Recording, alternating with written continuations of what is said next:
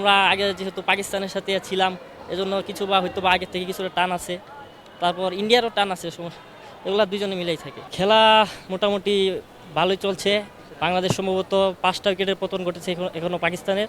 তো দেখা যাক, আশা করা যায় বাংলাদেশ এই টেস্টটা বিজয় ছিনিয়ে আনতে পারবে। আমরা আমাদের টিমের কাছ থেকে সর্বোচ্চটা আশা করি বাংলাদেশ এই টেস্টটা বিজয় ছিনিয়ে আনবে ইনশাল্লাহ। না, টেস্টে মনে করেন আপনার একটা মোমেন্টাম, তো তারা একটা পার্টনারশিপ বিল্ডিং করছিল, কিন্তু আজ তৃতীয় দিন সকালবেলা ডে সেশনে আপনার বাংলাদেশ ঘুরিয়ে দাঁড়িয়েছে। তারা 4-5টা উইকেট সম্ভবত উইকেট ডাউন হয়ে গেছে। তো এই মুহূর্তে বাংলাদেশ কিছুটা লিডিংয়ে আছে। এই টেস্টে বাংলাদেশ এখন কিছুটা সুবিধাজনক স্থানে আছে।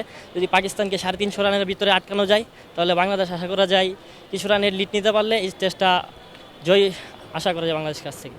পাকিস্তানের আসলে সাপোর্ট করা হয় না। আমি মূলত বাংলাদেশের একজন সাপোর্টার, বাংলাদেশি হিসেবে বাংলাদেশি সাপোর্টার। কিন্তু পাকিস্তানের বাবর আজম, রিজওয়ান, শাহিন শাহ আফ্রিদি এদের খেলা আমার অনেক ভালো লাগে। আমি বিশেষত মোহাম্মদ রিজওয়ানের ফ্যান। নিজ দেশ আগে, সবার আগে দেশ, তারপর মনে করেন ফেভারিট প্লেয়ার, তারপরে আগে নিজের দেশকে সাপোর্ট করা, তারপর বাকি সব। বাংলাদেশ কি ভাই, এজুয়ালি আমরা বাংলাদেশকে সাপোর্ট করি। এটা ভাই বাংলাদেশে মনে করেন বাংলাদেশ আর ভারত দ্বিজাতি কিছুটা সমস্যা ইদানিং, এগুলা নিয়ে একটু সমস্যা। বাংলাদেশের সীমান্তে অনেকগুলাই সমস্যা বিস্তার চলছে। এজন্য একটু মনে করেন পাকিস্তানের দিকে মানুষ সাপোর্ট করে, আবার অনেক দেখবেন ইন্ডিয়াকে সাপোর্ট করে। এটা দুইজনে মিলে দুই দিকেই সাপোর্টার আছে।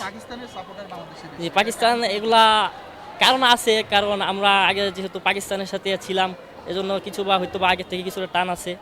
তারপর ইন্ডিয়ারও টান আছে, এগুলা দুইজনে মিলেই থাকে।